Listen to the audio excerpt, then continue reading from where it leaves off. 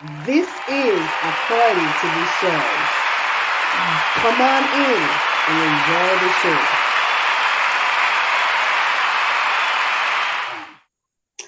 Good day, everybody. Welcome to another episode of A Party to Michelle's. Now, brace yourself. I have the opportunity to have with me today my unofficially, but officially, my realtor. Because I know she has a big whooping for me, really low key, that she gave me some assignments to do from a year ago. Shame. And I haven't done it. But my heart's desire is to really have her officially as my realtor. Ladies and gentlemen, as you notice, I said realtor, we're going to be talking about the housing market. And my realtor is Gentraia Brown. Put your hands together and welcome her to According to Thank you for having me. I'm so happy to be here. Yes, and I'm so excited. I'm a fan. I'm doped. So before we will start, I need to give you your flowers. I just want to say congratulations to all your achievements this year. That I was scrolling, I'm like, for a minute, I wasn't keeping up, and I'm like, what? What? And I saw like 3 different ones. Maybe it's more, but I saw 3 different accolades you got as a realtor.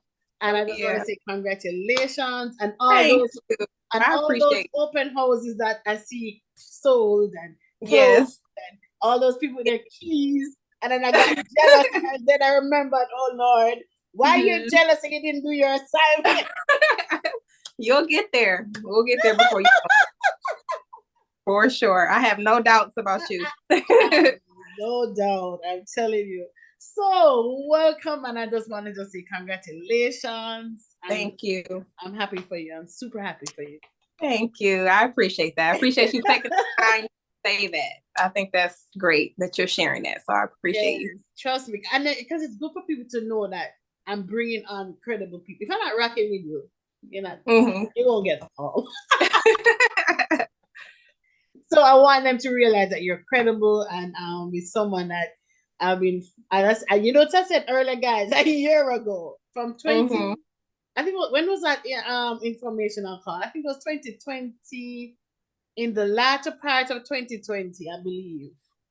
Or 2020. Okay, I think it was still because I didn't sign the lease yet, and I signed it again.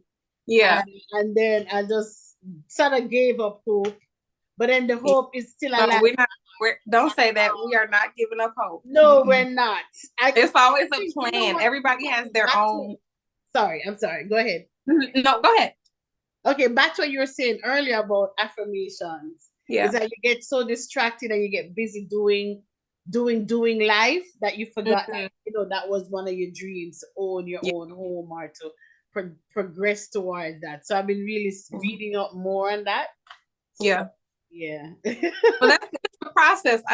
I think the way the internet shows it makes it seem like it's so simple, but it can take a year or longer to really prepare yourself for what that is, especially if you have no knowledge or background or education behind it. You're not going to know. You're going to realize that, oh, I thought I made enough money, but there's other things that they look at that I didn't consider. You know what I mean? So it's like it's going to be different. Mentioned that. Let's talk about that. What are some things that persons should be considering? I mean, we're touching the subject anyway. Let's go in. Right. I mean, you want to have steady income that you can prove.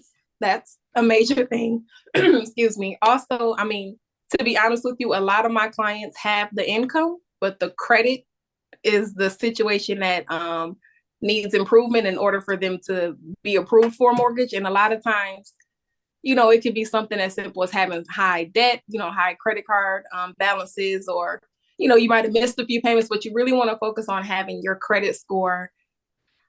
I don't want to say the minimum, which is 580. I want you to shoot for 620 or higher, minimally 620. So, and when you're in that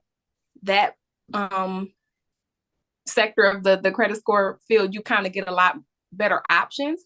And then you can also qualify for other grant programs, because a lot of these free money that's out here, you have to have a minimum credit score in order to obtain it. So 620 for me is where you want to focus on as far as your credit score.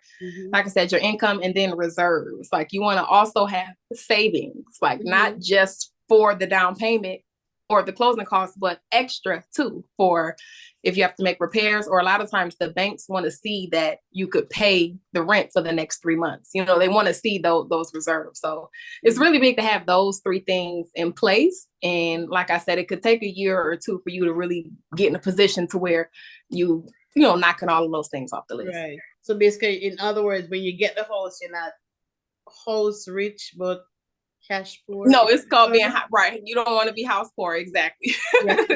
Right. And I wouldn't want that I wouldn't want to sell somebody a house and I know they're barely breathing, trying to keep it up. You know what I mean? So it's like, you want to buy confidently and you want to be comfortable. That's my biggest thing, is being comfortable. Awesome. That sounds good. That sounds like good stuff. So the numbers have to be right. Even if it's a grant program, your credit score have to be right. Yes. Your numbers have to be right around the board, both the money, the down payment, and so on. And that's what I was saying. Like, if you know you want to buy a house, but you've never spoken to a mortgage professional, you don't know what you might need to work on. So if you know at some point you want to own a home, you need to have a conversation literally today so that you can figure out what you need to work on, because it might take time. Okay. So do they come to a realtor first or the mortgage people first, like Rocket Mortgage or whatever? I mean, technically you can go directly to a mortgage professional. They should be able to help you out. But the thing about mortgage professionals they're similar to realtors, where they kind of all have their own business and a lot of people operate differently. So for me, I've developed relationships with a lot of strong mortgage professionals where they hustle and they work as hard as me. Excuse me, I need my water. They work as hard as me. They care about you and they want to actually find the best programs out there for you. And they have, the ability to do that. Like, I think it's important to find your realtor first, because we have relationships with people that I know you need to talk to in order to get you where you need to be. Awesome. And so I'm going to have you tell them how to find you. Before we go further, go ahead and just introduce yourself. Tell us a little bit about who you are, real quick. Well, my name is Gentraia. Last name is Brown. I just go by my first name, though, Gentraia. I am in the Metro Detroit area, specifically like the Southfield, Farmington Hills area. I am a realtor. I've been licensed for about 3 years now. Like you mentioned earlier, I had a lot of success this year. I had my best year yet. I made a lot of life changes, I would say, like at the beginning of the year, a lot of mindset changes, and really started to, I would say, think bigger and work harder. And it really paid off a lot this year. So I'm excited about where my business is going. I primarily help a lot of young professionals and young families purchase their first home confidently. And what I mean by that is answering every single question that you have, giving you resources to make sure that you understand everything that has to do with buying a home from start to finish. Like I said, I make sure you're connected with the right lenders that are giving you true information and things that are actually going to help you. And yeah, just I care about my clients. I try to build a relationship and a friendship with every single one of my clients, because I do feel like it's really a lifelong thing. You're not just going to buy this one house and be done with it. Like, you have family and friends, you might want to move. And I like to position myself as like a resource for you for whatever you need. So you can always text me or call me, email me, or find me on Instagram, and I'll be able to, answer whatever questions you have or help get you in the right direction when it comes to either buying your home or selling one. Okay. And you could give them the IG connection. Yeah, so my Instagram is just my first name, Gentraia, Gentraia. That's it. Okay. Awesome. You're on Facebook too, or just IG? I am on Facebook, and this is the thing about my name. So I'm pretty much probably the only Gentraia in the world. So if you Google my name, you will find my Facebook, my Instagram, my website, my everything. So you can find Google me, Google my business. You'll see my phone number, my office, everything. So I have a position where I just have a name, you Google, and stuff pops up. That's cool. Awesome. Cool. So there you have it. So I have a question, right? It's been going around. I don't think I think it's almost taboo because I don't think it's going to happen. But let me ask you because you're the professional. Is Mhm. the housing market going to crash? People be talking, oh, we're waiting for it to crash. We're waiting for it to crash. And something like that. I don't know. Is it going to happen? I don't think so, but you could answer it. So, I don't think so either. I just think it's something that's fun to talk about. And I think people like debating it. But I think it's a waste of time to debate that because we know for a fact what happened in 08, 09 is not going to happen again. That issue was strongly related to mortgages and they cracked down on that now. That's why it's very, tedious to go through the underwriting process because they want to make sure the person that they're loaning this money to can actually afford to pay it back. So back then when the housing market crashed, it was because a lot of people were given mortgages that they really couldn't afford. okay. So that's a lot of the reason why the foreclosures and things like that happen. But I don't think a housing market is going to crash. I think the competition is going to get even more intense next year, like mid next year. Awesome. Yeah. So what you think? Because I know like when you follow people on if people following people on social media, you see a lot of people in the Atlanta area or New York or California. About what about us here in the Midwest? Are we Mm-hmm. in a nice spot in terms of finding inventory is a term I hear they use. Because if they say, oh, I, inventory is low, or I like in New York, it's too high. What is it mhm. like for us in the Detroit, Chicago? I know maybe you're not in Chicago, but you maybe have a general idea, so to speak. No, I'm so happy that you phrased the question that way, where you introduce all these different markets, because when you hear the major news or things like that, they're not talking about Southfield, Detroit, Royal Oak, Farmington Hills, West. They're not talking about us. They're talking about America as a whole. Okay. And $1 million mansions that are selling millions of dollars less is having a huge effect on numbers. You know what I mean? So it's like when you're looking at bigger states like New York and California and things like that, and you factor that into a number or an opinion about the market, I think it's skewed. But like you said, I think it has to be focused on what's literally happening in your neighborhood where you're actually going to be buying a house. And I think a lot of people are looking at the news and they're afraid when Right. they should be searching for the house right now because the market is finally in your favor if you're a buyer. If you remember, the houses were selling for 20, 30, 40, $50,000 higher, than what it was worth because there was Mm-hmm. so much competition. And this was just, earlier this year. Oh, So now really? time where the houses are sitting on the market longer.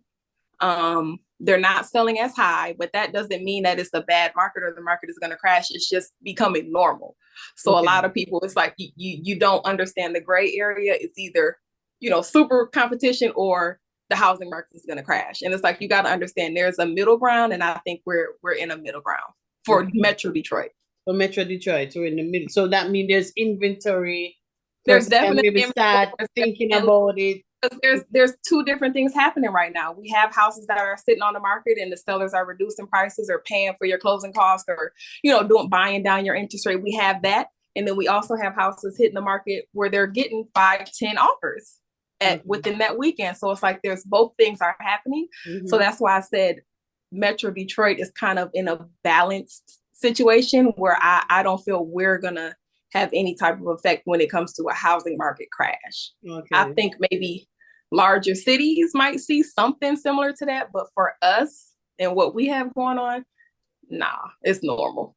Okay. So investors from out of state and those who are in the state of Michigan, you can Mhm. you can breathe a sigh of relief, right? Yeah, There's and I'm getting hope.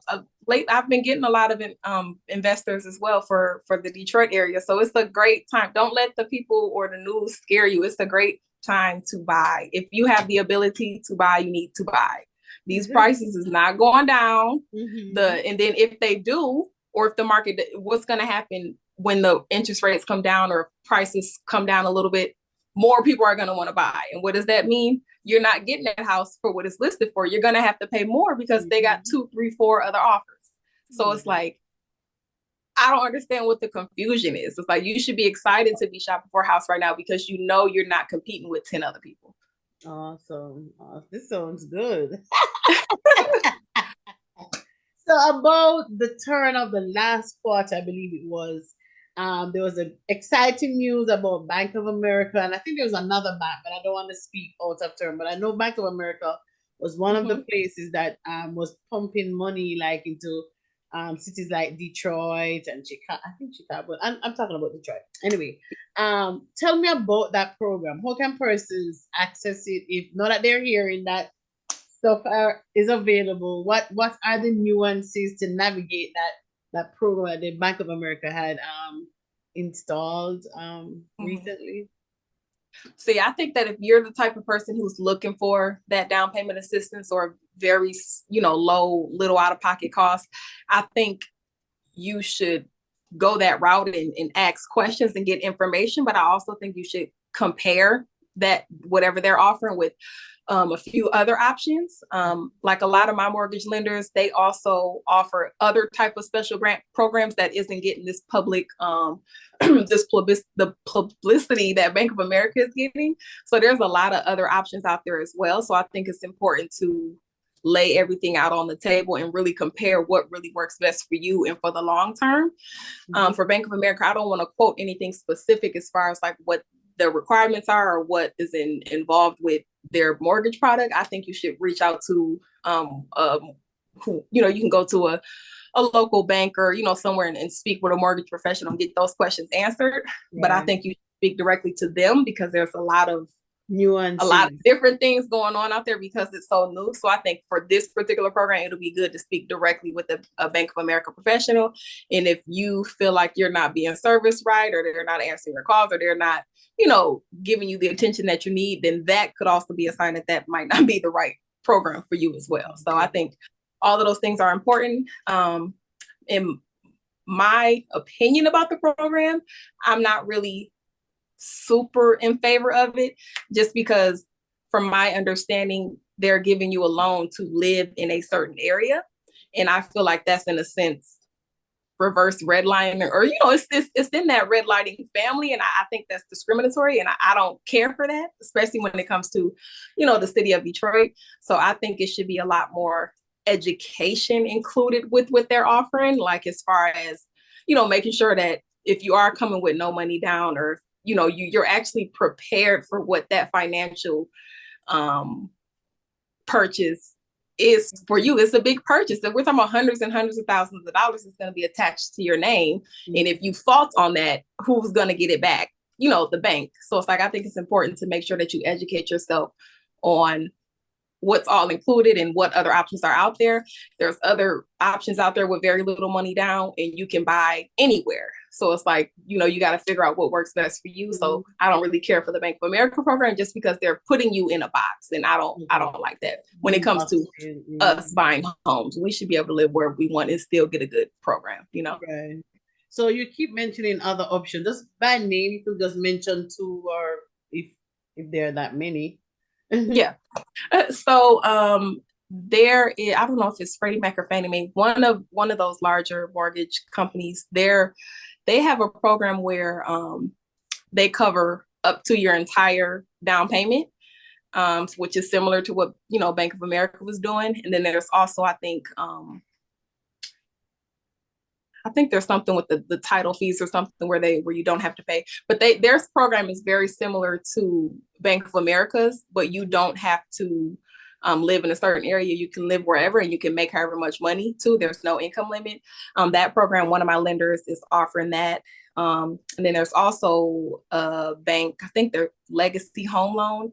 They have a loan specifically for Black people where you only put down 1%, and they educate you prior to your purchase as well as after your purchase. And they make sure that you're staying on track with your payments. And if you need, assistance or to make changes, they're constantly involved with you to make sure that you don't default on a mortgage. So that's another option that kind of is in the same family as that Bank of America program. Mm-hmm. So this is why I said I think it's good to reach out to your realtor first, because you might have heard about Bank of America doing online research or, whatever, but I know of a lot of different other, programs that isn't getting as much news time.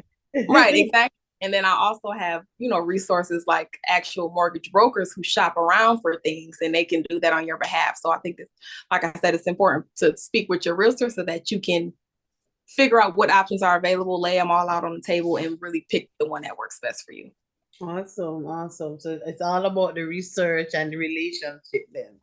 Yes. You don't want to make a quick decision when it comes to $200,000-$300,000. You want to do your research, make sure you feel comfortable with the people who are guiding you. And when you make that purchase, when you sign your name, you want to be confident at what you're purchasing. So start early, start now, contact your realtor now so that you can start getting those questions answered and really move in the right direction, because it doesn't just happen like that. Like it is a process to go through.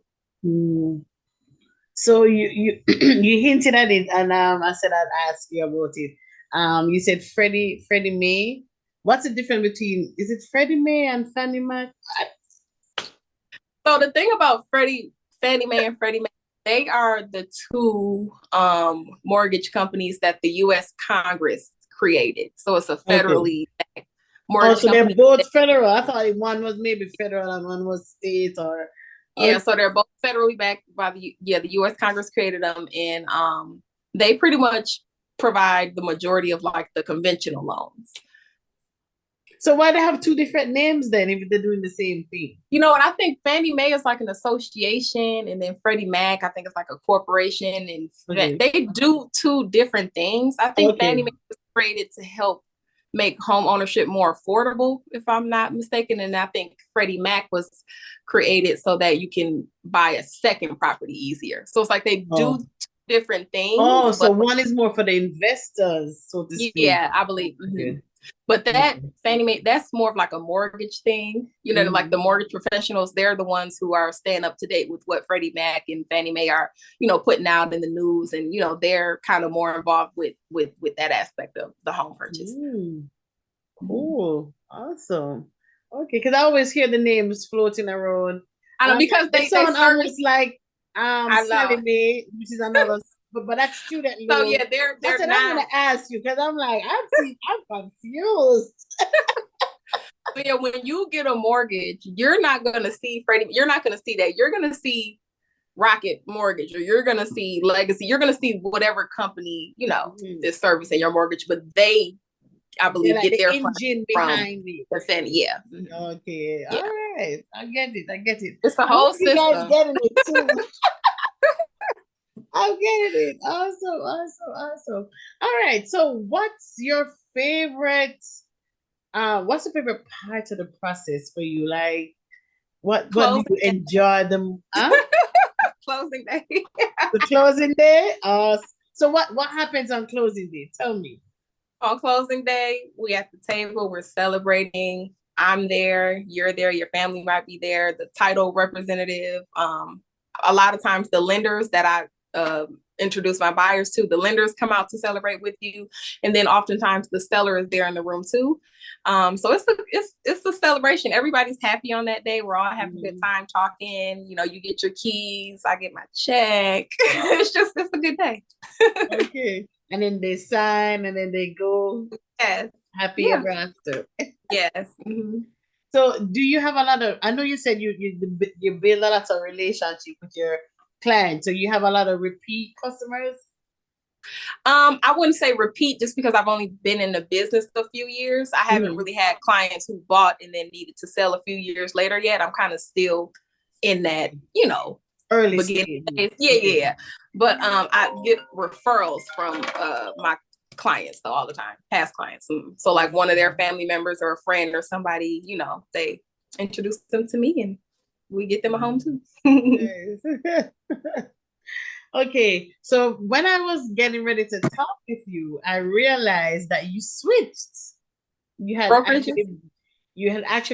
in a different career. You decided to switch. What led you to switch from the industry you were in before to real estate? What was that? What was that decision like, or what was happening?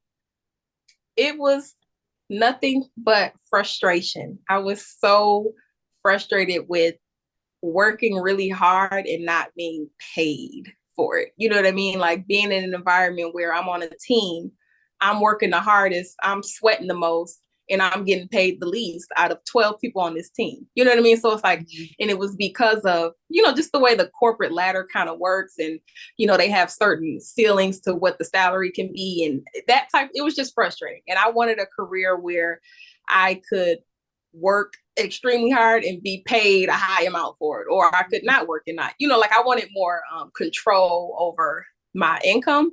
And real estate, I don't know how exactly. It's like, I guess through kind of soul searching and praying and, talking to God, I feel like I kind of was introduced to that as a career option. And I kind of just went full force on it, while I was still working my other job. In the evenings, I would go to my real estate class, and, I took the class. I think it was maybe about 6-8 weeks, took the state test, passed the test. And then I was still working my previous job while I was licensed for a whole year. I didn't sell anything that year, but I was licensed and I was still trying to learn the business. And then when the pandemic happened, I was in the hotel industry. And if we got hit one of the hardest as far as like our the business. So I was laid off. And then from there, I just full-time real estate, and everything's kind of been up. And then you were ready too. It's not as if you were just getting ready. You were already ready with your life. Yeah, because I had already been doing. You could literally just start running. Yeah. I was ready to start running, yes. And then I had the time to start running too, because when you're working 8:30 to 6, it's and then I had a kid. It's hard to add in that second career. So the pandemic and being laid off and being at home helped give me the time I needed really to dedicate towards growing. Right. That's awesome. It just sounds like being prepared, because as you said, you put prayer into it, being prepared, not even knowing that there was going to be a situation like this. But when it happened, you were right. You want to be there. And then I'm grateful because I went to Michigan State. I studied hospitality business. I was a sales manager at a hotel for years. So it's like I had a lot of business acumen, and it's like I knew how to talk to clients, how to prospect for business, how to be, detail oriented, and, all of these things that you pick up, in your previous, professions, and was added to this. And I think it helps position me a little bit differently because I do have some of that professionalism in my background, because all you need to become a real estate agent is to be 18, to not be a felon, and to pass the state test. That's it. Yeah. So anybody can become a realtor. So it's like having that professional background, I think, helps position me and, have a real solid business. And word on the street is that you're the master negotiator. I'm like, okay. So you said you said you carried over stuff from your business. Yes. Back to my memory that I saw out in the streets. She's the best. Yes. And that comes with confidence too, because if I can be honest, at the very beginning of my career, I couldn't say that I was as confident negotiating a deal the way that I am now. Now we want everything. We're gonna ask for it with your eyes closed, right? Yes, the worst you can say is no. So okay, so you already told us about the numbers. You told us that inventory is good in the Detroit metro area. You told us just to do our research. That's all, those are some of the things that you've been pointing out. But just for the person in the back, somebody maybe never heard you before. What other words of wisdom would you give to somebody who's perhaps maybe almost there, perhaps maybe they need you to take them over to the finishing line? What else would you encourage the individual who's getting ready to purchase their first home, or maybe, life happened and they had to get rid of the home they had before? I know they think they're strong enough to purchase this second home, after whatever reasons why. What words of encouragement or words of wisdom you have to share with persons in that situation? I would say that mindset is everything. Like when you take away everything else that has to do with home ownership or buying a house, if your mind isn't right, you're never going to get there. So I think being in a place where you really feel centered and, you know, you feel at peace with just everything that's going on in your life. I think you have to prioritize your mental health and your, like I said, your mindset when it comes to, you know, just having a better life or having more or really taking that real step towards building wealth. I think that's super important. I think you should constantly be thinking about the future and your legacy. And I think when you do those two things, it'll be much easier to accomplish your goal. Awesome. Cool. Awesome. That's good. That's good stuff. So mindset is important. Mm-hmm. All right. Ready again? You've been talking about you know, your early days. Where do you see yourself 5 years from now? Where do you, or maybe even 10? I would say at least 5 years from now, I see myself really having an established brokerage that I, you know, own. And, you know, I just have a different energy about it. Yeah, and then like a different vision for how I feel that process should go for people when they're buying a home. Like I said, I care about you being confident. Like I hear too many stories about realtors or, you know, people feeling like their realtor pushed them to make a decision or, you know what I mean, intimidated them to, because sometimes there's realtors out here who really just care about a check. You know what I mean? Like you're just a person or a number to them. And I really care about us learning about the value of owning a home and what that really means to not just you right now, but your grandchildren, like how big of a step that is. So yeah, I'm passionate about teaching us about how to own a home and how to keep that home and how to make that home make money for you for generations to come. So I want to have a brokerage where we kind of focus on that and we have a certain vibe that, you know, it's just who we are. But I see that brokerage being, you know, in major cities throughout the United States and, you know, multiple locations over the next 5 years for sure. Yes, I can see too in my mind. I can definitely see it. Awesome, Gentraia. I'm so excited. And may all those wishes come true. I really hope that you know, you achieve it and, you know, supersede it, you know, because I mean, once you start thinking about it and as you start putting the pieces together, God just blows your mind and just do it bigger and you're like, wow. Yes. I'm like, yeah, it's moving. So make sure you call me. I'm gonna pull back up this interview and I'm gonna say, remember I said that 5 years ago? Oh my goodness, that's awesome. All right, so one more. No, we're picking your brain, right? Picking your brain. If the person needs help with, you said you have relationships with lenders, right? What's the process now? If you do your pre-approval, you do whatever you need to have, but then maybe they still need additional maybe funding. Is there stuff like that out there? I think you mentioned that earlier. So the way it works is after you have a conversation with the lender, they will let you know what you're pre-approved for. So if you have all your ducks in a row, you have, you know, the credit scores right, your income's right, you have enough money in the bank, you could automatically just get a pre-approval and they'll let you know that you will need to bring approximately this much to the, you know, to the closing table. Or like I said, if you're approved and you have down payment assistance or, you know, other things that are a part of your mortgage product, you'll know at that moment. So or if you're stage. Yes, or if you are pre-approved and the lender's telling you short about $5,000, but if you could get that $5,000 and you could purchase a home, if they say something like that, then there's other options out there where I can negotiate for the seller to give you that money in order for you to be able to close. So it's so hard to really give generalized information because literally everybody's story is different. Yeah.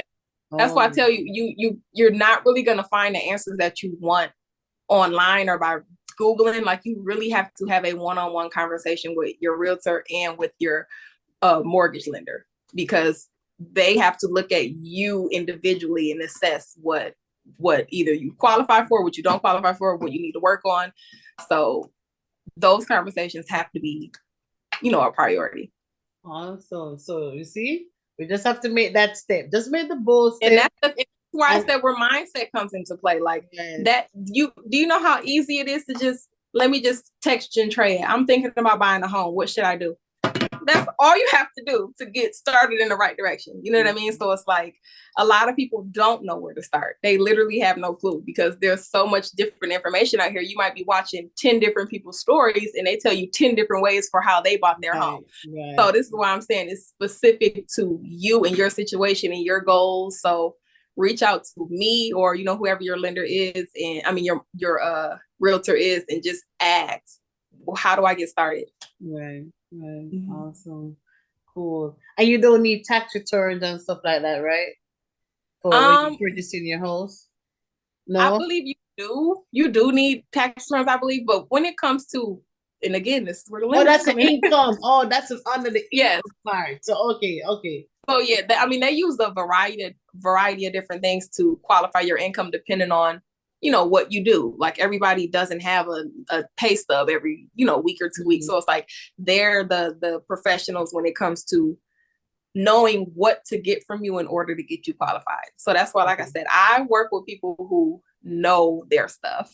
So this is why I said it's important to reach out to your realtor, because I know their track record. So I know that they're going to help you. If you're reaching out to random lenders that you find online, I don't know who these people are. I can't vouch for the fact that they have your best interest. I don't know. So I always try to recommend my lenders, but I'll also recommend that you reach out to your whatever financial institution that you bank with. If they offer mortgages, you should ask, you know, speak with a lender from that organization too. Awesome. So one thing I was thinking about is someone who is watching, who perhaps in the early stages of being a realtor. Is there something that you learned along the way that you maybe should have picked up on earlier? You want to share with that? So many things. Jesus. And she rolled her eyes. Because when you look back at when you first started to now, and you see like all of the bumps, all of the times you fell down, all the times you know what I mean? It's just like, it's hindsight. It's like, I definitely want to share some tips, because you shouldn't have to scuff yourself up the same way I did. You know what I mean? Oh, go ahead. They're listening. I would say my top two things. First, confidence. Like I lacked confidence significantly, like in the beginning of my career. And I realized that it wasn't just my ability as a realtor, it was just my confidence in myself in general. And that was something that kind of, you know, spoke to me, like I said, at the beginning of the year, when I really wanted to make some real changes. I realized that I needed to focus on that, like increasing, you know, the confidence that I have in myself. That's where the affirmations and, you know, all of these things came into play. And once you start saying things enough, you start believing it. And like I said, you start becoming it. And so I would say my confidence is something that I wish I would have significantly increased in the beginning of my career instead of 2 years in. So I think that's important. And then secondly, I think it's important to have a specific audience or market that you cater to. Instead of trying to be a realtor for everybody, I think you should try to be a realtor for one specific type of buyer, you know, whether that be first-time home buyers, people who are veterans, you know, people who are downsizing, people who are moving from a condo to a house, like whatever niche or whatever, you know, specific group you want to target. I think it's important to pick one and just go hard in that lane. And I think you'll find success. And then once you get that kind of gelled and rolling well, I think you can add another after that. You know what I mean? But I think having great confidence about yourself and having a specific group that you work for and, you know, talk to all the time, I think that could have been a huge difference maker if I did that day one. Instead of trying to be all things to all men. Yeah, instead of just saying, I real estate, whatever you need, I can help you. I'm available. Like, you know what I mean? Like it would be better if I said, you know, if you're a veteran, I have this program that'll help you. Or veterans, did you know what I mean? Like just speaking directly to a person so that they hear you and they understand that they know that you're talking to them. Right. And I feel like when you said in your intro, you specifically specialize in Southfield and Farmington. Not saying you won't be able to do somebody in Saginaw or Waterford, Right. Michigan, or where, but that's your special Exactly. soft spots. And that's the thing, like I could be so successful if I only sold. This is where mindset and abundance mentality comes into play. I could be super successful if I just focus on saying I sell homes in Southfield. I could be, you know what I mean? If you go hard in that lane, you're gonna see success because you're gonna become the expert. And then everybody's Right. gonna come to you. It's gonna take a little bit of time to build that up, but you are gonna be that go-to person for that thing. But if I just say, yeah, I can sell, everywhere, you're not really making a dent in anything. You know what I mean? You're just kind of one of the many. So I prefer to kind of be specific to the clients that I want to work with, which are young professional women, young families that are growing, buying their first house. Awesome, awesome. But there you have it. Another dope interview, guys. Another wonderful person. As she said, she's Gentraia on IG. Once you Google her name, everything about her will come up. She's is it do they call it a licensed realtor or what's it? What's the title that you? I just go by realtor, but I mean, Okay, I'm a realtor. Okay, real but estate she's a realtor. advisor. Yeah, I Right. buy and sell real estate in Metro Detroit. Period. Okay. All right, so you got it. There you go. Thank you so much for coming. I'm really excited. All the best with everything in this new year. And of course, thanks to you. I'll be talking Excited. to you for sure, for sure. We'll be keeping in touch, and I want to Yes, see definitely. your interview show everything. I want to see everything grow and blossom, and I know it will. So I'll be keeping in touch. Yeah, thank you so much. You're God bless welcome. you guys. Take care, and don't forget to stay tuned. Also click the notification bell. Share this video with somebody who's that they're wanting to achieve the goal of owning a home or interested in real estate. Let them know what's going on in Detroit. Hey, Yes. come on And in, buy a right? house now. Stop waiting. There's no need to wait. There's no benefit in waiting. If you have the ability to buy a house now, you need to get your feet in the game. It's a great time, lower prices, and the seller will pay you to help you buy the house. You're not going to see this that often. So take advantage of it while it's here. And again, this is subject to change with some time, but as it is right now. Yes, right now. Yes, right now. What is it? December 28th. December 28th. Yes, and I guess the video will air early in the new year, so I think maybe it still would have a little time then too. But definitely during the winter season, I think it's a great time to get a great deal when you're buying a house. Right. Cool. Awesome. There you have it. Thank you so much for making it according to Michelle's, guys. I'll see you again soon. Thank you so much, Gentraia. Of course. Thank you. Bye-bye.